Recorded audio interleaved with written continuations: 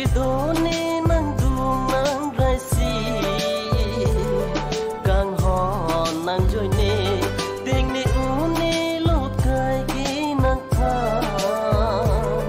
càng hò nè xanh về vì nè đẹp lang nè càng hòn kê lo số pin thế lo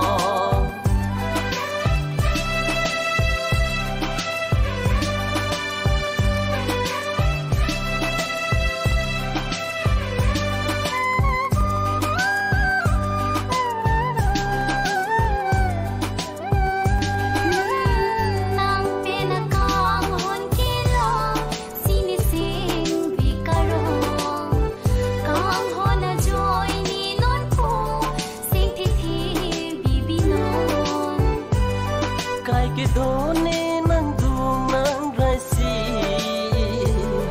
càng hò nắng trôi nè tình nè u nè lút cay cái nắng tha càng hò nè xanh về vì đẹp lang nè càng hòn kia lo số pi để thề lo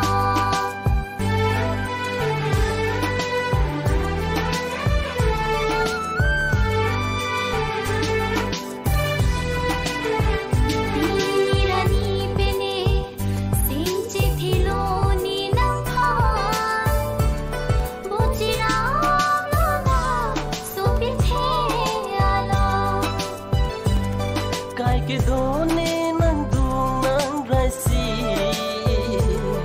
càng hò nắng trôi nè tình nè u nè lút cay cái nắng tha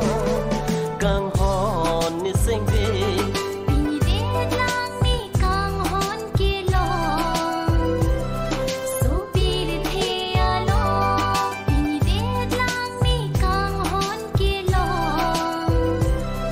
số pi để thề lo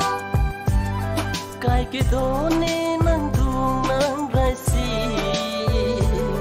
càng hò nắng trôi nè